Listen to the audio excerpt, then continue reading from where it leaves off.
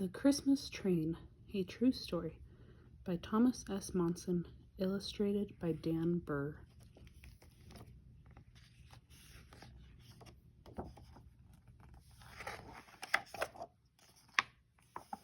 I knew the question was coming just like it came every year. My mother asked, "Tommy, have you thought about what you want for Christmas?" I yearned as only a boy could yearn for a train. Not a common wind-up model train that was affordable.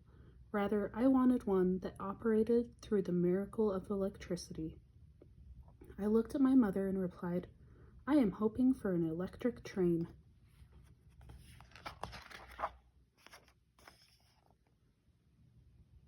The times were those when many families were not earning a lot of money. Yet Mother and Dad, through some sacrifice, I am sure, presented to me on Christmas morning a beautiful electric train. For hours I operated the transformer, watching the engine first pull its cars forward, then push them backward around the track. My new train went round and round with endless energy, and I never had to wind it up.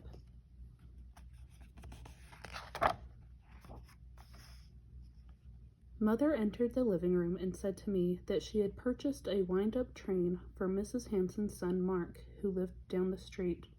Curious, I asked if I could see the train.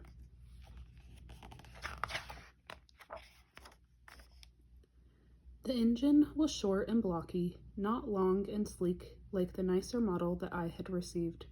However, I did take notice of an oil tanker car that was part of his inexpensive set.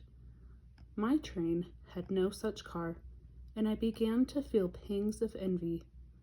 I put up such a fuss that Mother surrendered to my pleadings and handed me the oil tanker car. She said, "If you need it more than Mark, you take it." I put the oil tanker with my train. Of course, my electric train with endless energy could easily pull the additional oil tanker car. I felt pleased with the result.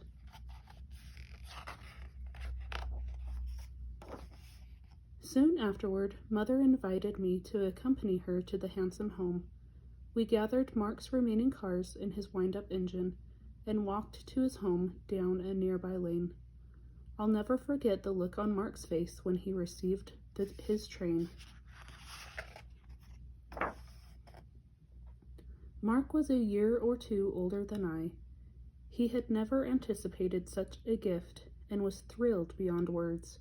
He wound the key in his engine and was overjoyed as the engine and its cars, plus a caboose, went around the track. Just before we were about to leave, my mother wisely asked, "What do you think of Mark's train, Tommy?" When I looked up into her eyes, I felt a keen sense of guilt and became very much aware of my selfishness. I said to Mother, "Wait just a moment, I'll be right back."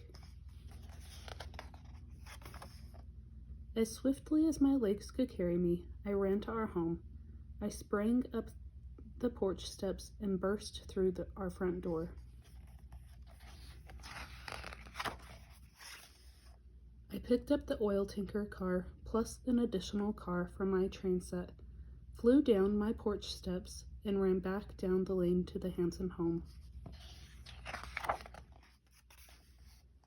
I joyfully said to Mark, "We forgot to bring 2 cars that belong to your train." I don't know who was happier, Mark or my mother. What I do know is that was the day when I felt in my heart that giving had replaced getting.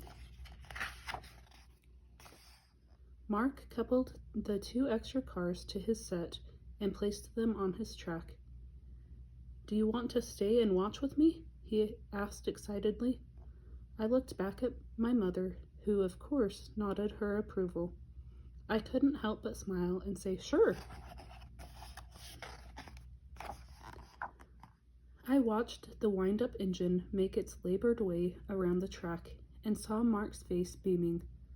I felt a supreme joy, difficult to describe and impossible to forget. The spirit of Christmas had filled my soul.